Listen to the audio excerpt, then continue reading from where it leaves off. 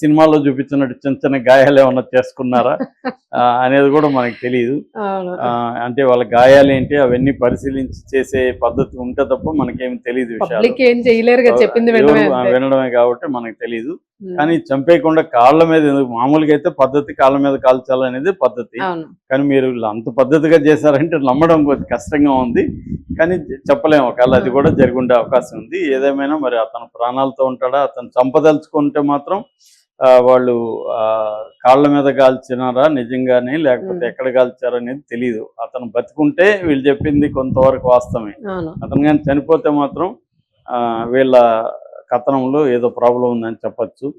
General గా అయితే పోలీసులు ఈ మధ్య కాలంలో మనం చూస్తుంటే ఇలాంటి కేసుల్లో ఒకే పద్ధతిలో ఉంది. ఫైనల్ గా వాడిని ఏదో ఒక పద్ధతిలో చంపేయడం. ఆ పద్ధతి ఎన్కౌంటర్ అని చెప్పకుండా, ఎన్కౌంటర్ అనేసరికి అందరికి ఎన్కౌంటర్ అంటే హత్య అనేది జనరల్ గా తెలిసిపోయింది.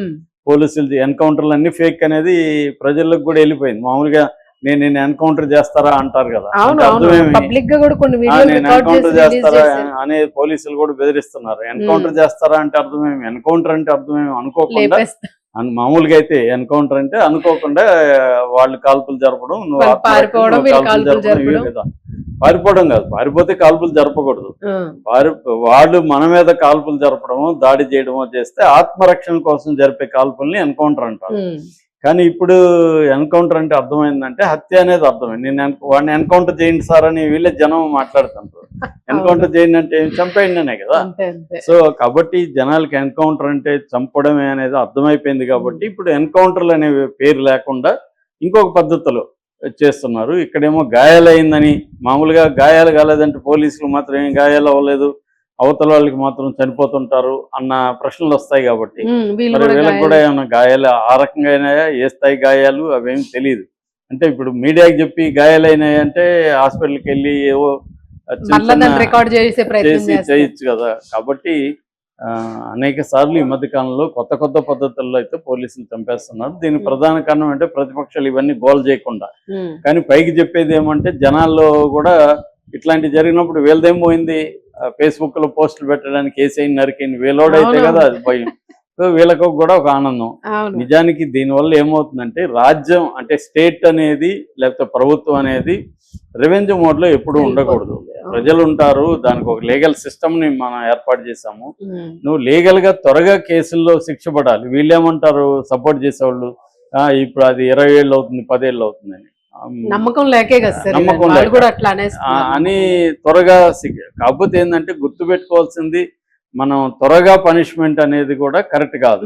దానికి ఒక ప్రాసెస్ ఉంటది. దాంట్లో అతను నిజంగానే అతను హత్య చేశాడా లేదా, ఎందుకంటే బోల్డ్ మంది ఇది ఇక్కడ కూడా మనం గుర్తుపెట్టుకోవాల్సింది, ఈ కల్ప్రిట్స్ అందరూ ఇలాగ చనిపోయే వాళ్ళందరూ పేదవాళ్ళు లేకపోతే దళితులు ఈ వీళ్ళే ఉంటారు. ఏ మినిస్టర్ కొడుకు ఇప్పుడు ప్రత్యక్ష కేసులో అతను సిద్ధార్థ రెడ్డి, అతను ఎన్కౌంటర్ చేయమన్నట్టు చూద్దాం, చేయరు.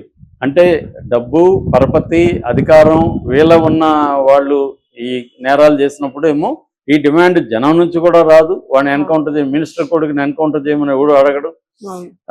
అట్లాగే వాళ్ళని ఏదో ఒక రకం చంపేయాలని వీళ్ళు కూడా అనుకోరు. ఇక్కడ మళ్ళీ బలయ్యేది పూర్ అండ్ దళిత్స్, వీళ్ళే ఎస్టీస్ దళిత్స్ వీళ్ళే అవుతుంటారు. కాబట్టి ఇవన్నీ గుర్తుపెట్టుకోవాల్సిన అవసరం ఉంది. ఇప్పుడు ఏమైందంటే వీటిని ప్రశ్నించే వాళ్ళు మీడియా కూడా ఎలాగైపోయిందంటే పోలీసులు ఏం చెప్తుంది రాసుకొని చేసే పరిస్థితి వచ్చేసింది. ఇంతకుముందు మీడియా కనీసం ప్రింట్ మీడియా ఉన్నప్పుడే కనీసం ప్రో పీపుల్ రోల్ అనేది చాలా గట్టిగా ఉండేది. సోషల్ మీడియా వచ్చి అది పెరగాల్సింది పోయి చాలా కేసుల్లో రిగ్రెసివ్ గా మారిపోయి వీళ్ళే చంపేయండి నరికేయండి అన్న పద్ధతిలో వీళ్ళే మాట్లాడుతున్నారు. దీన్ని పెంచి పోషిస్తున్నారు. ఇదైతే కరెక్ట్ కాదు. ఎందుకంటే ఇప్పుడు ఆ అబ్బాయి అంత కిరాతకంగా చంపిన వల్ల ఖచ్చితంగా తనకి శిక్ష వేయాలి. అట్లాంటి కేసుల్ని సపరేట్ గా ఫాస్ట్ ట్రాక్ పెట్టి గవర్నమెంట్ అనుకుంటే చేయొచ్చు, అది పెద్ద విషయం కాదు. కానీ అటువైపు వెళ్లకుండా స్పీడీ జస్టిస్ పేరుతో చంపేస్తే అంతా ఇదైపోతారు, మర్చిపోతారు. కానీ దానివల్ల ఏమన్నా ఆగుతున్నాయా అంటే ఏమి ఆగట్లేదు. అనేక మందిని చంపినా మళ్ళీ జరుగుతున్నాయి. అంటే వాళ్ళకి అలవాటు అయిపోయింది కదా సార్, ఏం చేసినా శిక్ష పడదు మళ్ళీ వచ్చేయచ్చు అనేది ఇంకా బ్లంట్ గా అలవాటు. అది అవన్నీ కూడా ఆలోచించరు ఇలాంటి కేసులు. ఇదేంటంటే ఒక రకమైన ఉన్మాదం ఉన్నప్పుడు వాడికి శిక్ష పడుతుందా లేదా అవేమి ఉండదు. అతను అన్నిటికీ రెడీ అయిపోయి ఉంటారు. సో ఆ నేపథ్యంలో చేయడం అనేది జరుగుతుంటది. కాబట్టి ఓన్లీ ఎన్కౌంటర్ చేస్తే ఆ టైంలో నన్ను ఎన్కౌంటర్ చేస్తాడేమో, చేయకూడదు, అవేమి వాళ్ళు